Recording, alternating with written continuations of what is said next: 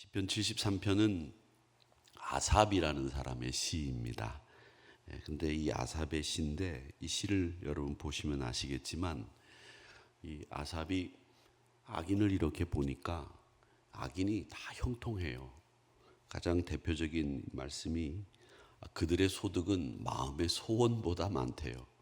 우리의 마음의 소원은 이만큼인데 항상 소득은 요만큼인데 악인은 마음의 소원은 요만큼인데 그 소원보다 소득이 더 많은 이런 일들이 벌어진답니다.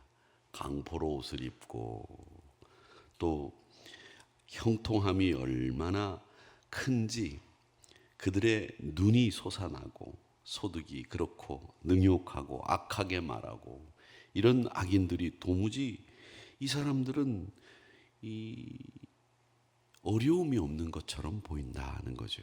그래서 이 갈등을 겪고 있는 상황을 아삽은 묘사하고 있습니다.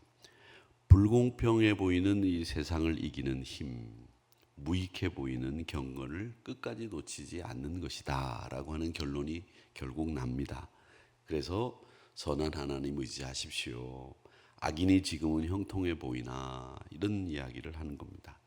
새 신자 가운데에서도 새 가족들이 오시면 항상 하시는 이야기가 목사님 예수 믿으면 우리에게 어려움 같은 거 당치 않도록 하나님이 막아주시죠? 예, 막아주시죠. 그러면 어려움이 없느냐? 어려움이 없는 것은 아니지 않습니까? 그런데 그렇게 단순하게 1차원적인 생각이신지 몰라도 예수 믿으면 어려움 없고 고통 없고 형통하게 되고 이런 생각을 참 많이 하게 됩니다. 1절에서부터 9절까지 말씀을 보면 하나님을 향한 고백으로 시작이 됩니다. 1절에 보니까 마음이 정결한 자에게 선을 행하시나 이는 내가 악인의 나는 거의 넘어질 뻔했습니다. 내 걸음이 미끄러질 뻔했습니다. 왜 그러냐? 악인이 형통하고 또 오만한 자가 얼마나 오만한지 마음속에 질투가 일어서 그걸 감당하기가 어려웠다라고 하는 겁니다. 그렇게 자신의 내면이 위기와 혼란과 어려움에 처해 있었다라는 것을 솔직하게 하나님 앞에 고백하고 있습니다. 그가 바라본 현실은 악인이 도리어 더 강건하고 악인이 도리어 더 평안하게 사는 것을 보면서 흔들렸다는 거죠. 안락한 삶은 악인들이 내면에 오만과 교만을 불러일으키고 그 안락한 풍족한 삶은 그들의 마음 깊은 곳에 더 악한 생각이 자라나게 만들고 있는데 왜 하나님은 선한 사람은 가만히 놔두고 악한 사람을 저렇게 축복하시고 형통하게 하고 평안하게 하고 많은 소득을 누리게 하는지 이해가 안 된다는 겁니다. 그리고 9절의 말씀에 보면 그들의 입은 하늘에 두고 그들의 혀는 땅을 두루 다니는도다 이렇게 말씀을 하고 있는데 이 말씀은 하나님도 아랑곳하지 않고 악인들이 저리 오만방자하게 굴고 있다 이 이야기를 하시고 있는 겁니다. 그래서 아삽은 왜 신실한 사람은 어려움을 겪고 악인은 형통하고 왜 우리는 이렇게 힘든가라는 생각에 내 신앙이 흔들렸고 내 믿음이 도무지 종잡을 수 없게 되었습니다 라고 이야기하고 있습니다. 그런데 여러분 이런 일들이 벌어지는 가장 근본적인 원인이 뭐냐 이걸 우리가 보게 되면 이런 이야기가 나옵니다. 이 3절 말씀에 보면 오만한 자를 질투하였음이라. 이 질투라고 하는 것은 나하고 다른 사람을 비교했을 때 내 안에 생기는 나쁜 마음이 질투 아니겠습니까? 그러니까 지금 이 아삽이 고백하고 있는 이 솔직한 토로의 심정을 보면 사실은 그가 하나님을 바라보기보다는 사람을 바라보면서 늘 자기가 바라보는 그 사람들과 함께 자신이 비교하고 있는 거예요. 비교. 야, 저 사람은 와, 잘 사네. 비교하지 마세요. 이 비교가 사람을 불평하게 만들고 비교가 우리의 신앙을 흔들리게 만드는 이 아삽의 마음을 갖게 만든다는 거죠. 그렇죠? 비교해 보면 그래요. 어떤 분들은 보면 말이죠, 그냥 막 저걸 다 몸에 지니고 다니면 무거워서 걸어 다닐 수 있을까 싶을 정도로 무거운 걸 많이 달고 다니시는 분들이 계시는데, 오휴, 얼마나 멋있는지 몰라요. 그런데 그런 것을 볼 때마다 우리가 야, 저게 무슨 소용이 있겠는가 하는 거죠. 정말 좋은 것은 뭐냐 하면, 정말 좋은 것은 자신의 마음속에서 하나님을 우러러 하나님을 향해 사랑하는 마음을 가지고 경외하는 마음을 가지고 늘 신실하게 살아가는 것이 제일 중요한 것이죠. 다른 사람의 형통을 보고 그걸 자꾸 비교하면 저 사람은 어떤 사람인데 비교한다는 거죠. 꼭 잘못된 사람들이 하는 일이 뭐냐, 나중에 잘못된 사람들이 하는 일이 뭐냐, 저 학교 다닐 때 말이지, 저 공부도 못하고 말이지, 학교 다닐 때 말이야, 저 별거 아니었는데, 이런 생각을 꼭 하신단 말이죠. 학교 다닐 때 생각은 왜 합니까? 비교하는 거기 때문에 그렇죠. 제가 늘 말씀드리지만 우리나라 레저 업계에 굉장히 유명한 사람이 제 고등학교 동창입니다. 고등학교 동창인데 한양대 공대를 나왔어요. 얼마나 이 한양대 공대는 저희 때는 이제 2차 대학이었으니까. 근데 학교를 졸업하고 난 뒤에 맨날 먹고 노는 거예요. 잠바 입고 동기들끼리 모여서 밥 먹으면 저 구석에 앉아서 밥만 먹고 말이지. 그래서 야, 너 뭐 하냐? 그러면 나 요즘에 자전거 수입해. 야, 자전거 수입해? 어떤 자전거 수입하냐? 세발 자전거? 뭐 이렇게 놀렸어요. 그랬는데 어느 날 보니까 말이죠, 우리나라에서 유명하던 자전거 판권, 이걸 얘가 다 가지고 있는 거예요, 이 친구가. 그러더니 그 다음에는 말이죠, 막 송파에다가 말이지 8층짜리 건물도 짓고 말이죠, 이 자전거 붐이 일어나면서 우리나라 온통 자전거 그러면서 부자가 되면서 말이죠, 내가 전화를 걸어도 창룡이냐? 그래서 나 자전거 하나 사려고 그러는데, 내가 얘기해 놓을 테니까 거기 가봐, 이렇게 돼버렸어요. 학교 다닐 땐 별거 아니더니 말이죠. 이게 바로 우리들이 갖고 있는 비교하는 마음이죠. 과거에 이랬는데 저랬는데, 이 비교가 우리 신앙생활에는 별로 그렇게 좋은 일이 아니다라는 거죠. 그리고요, 이 비교를 하면서 다른 사람에게 마음이 뺏기면 여러분 중요한 결과가 하나 생깁니다. 그게 뭐냐? 하늘로부터 우리 마음이 멀어져요. 비교하지 마세요. 비교하게 되는 순간에 우리 마음이 하늘로부터 멀어지는 이 결과를 초래하기 때문에, 마음이 정결한 사람은, 신앙이 신실한 사람들은요, 선을 행하시는 하나님 바라보고 하나님만 경외하고 하나님만 앙망합니다. 그게 우리 신앙이어야 돼요. 다른 사람과 비교를 왜 합니까? 그 사람이 저하고 똑같이 생긴 게 있습니까? 그분이 그 사람이 나하고 뭐가 같습니까? 비교할 걸 해야죠. 비교하지 마세요. 한 사람 다 하나님이 하나님의 창조물로 만드셔서 그 사람만의 독특함을 다 주신 거예요. 사람이 똑같은 분이 있습니까? 똑같지 않더라고요. 제가 가만 보니까 똑같지 않아요. 제가 매일 들여다보는 것 중에 하나가, 우리 두 번째 그 큰딸 두 번째 손주가 쌍둥이인데, 처음에는 낳았을 때 보니까 정말 똑같더라고.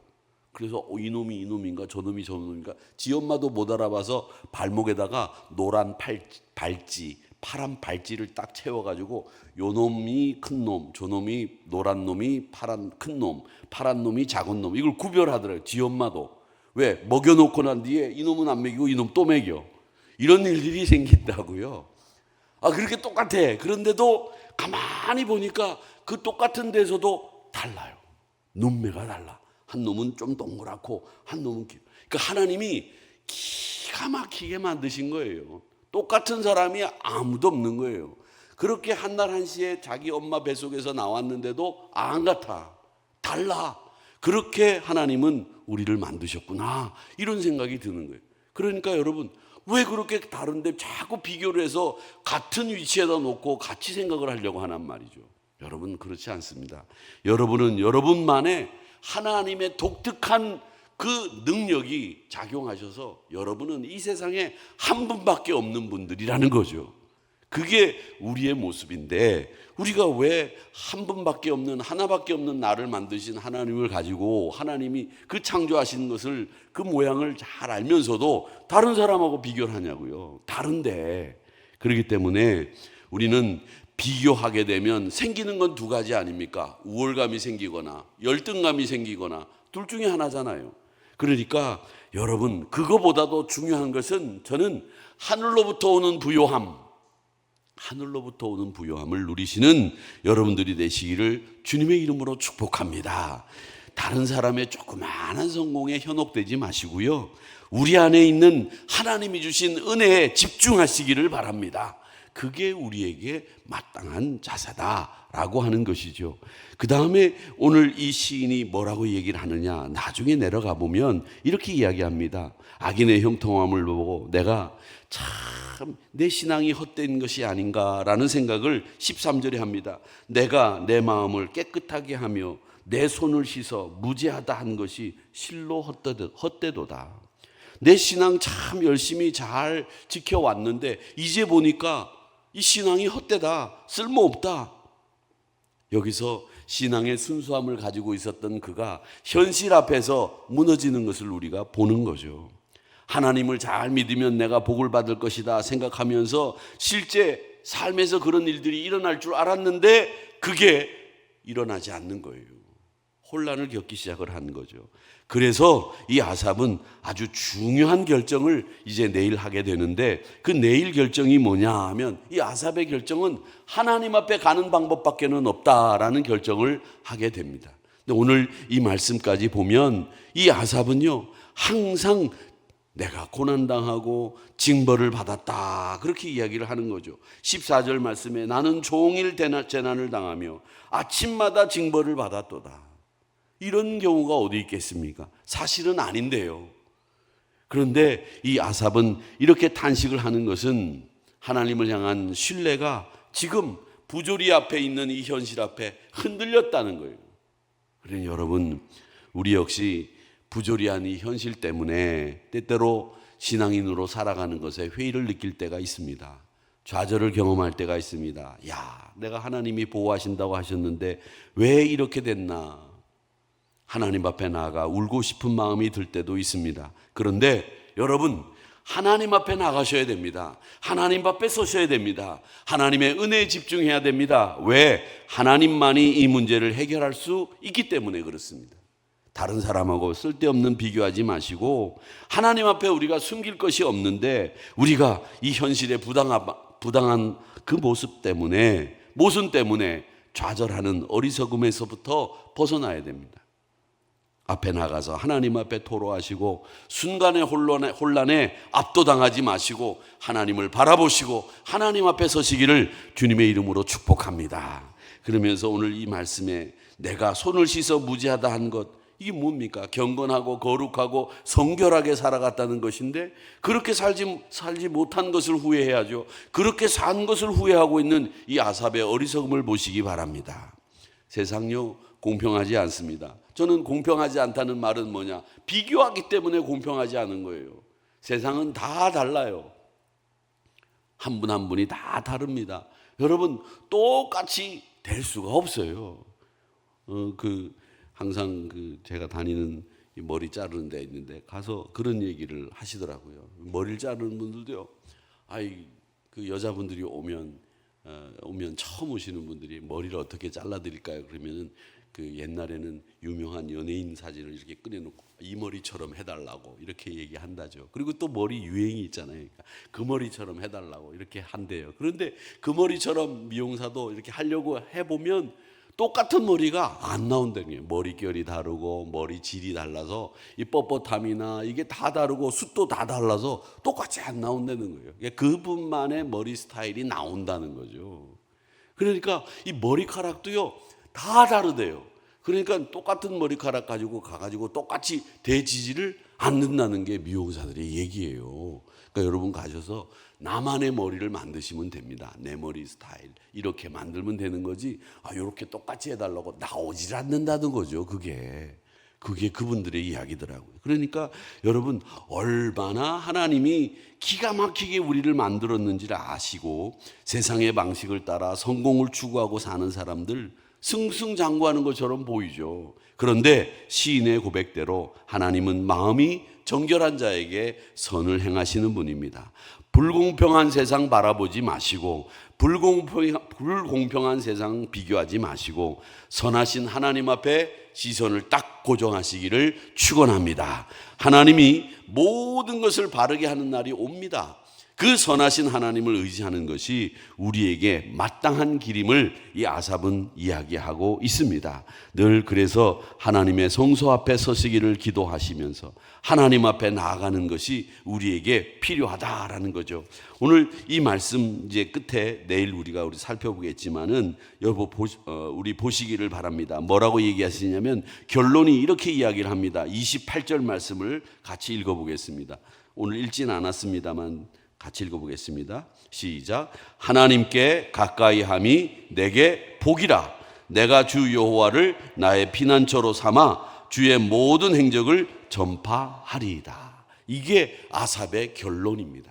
하나님을 가까이 하는 것이 결국 내게는 가장 큰 복이구나 라는 고백이 불공평한 세상을 바라본 아삽이 내린 결론이었다 라고 하는 것을 기억하시면서 항상 세상의 부귀와 영화가 아닌 하나님을 모시고 사는 삶이 복이라고 하는 것을 기억하면서 하나님을 전파하며 사는 삶이 나에게는 참 의미 있는 삶입니다. 이렇게 고백할 수 있는 여러분 되시고, 흔들릴 때에는 항상 하나님 앞에 서시고 시선을 주께 고정하는 여러분들이 되시기를 주님의 이름으로 축복합니다.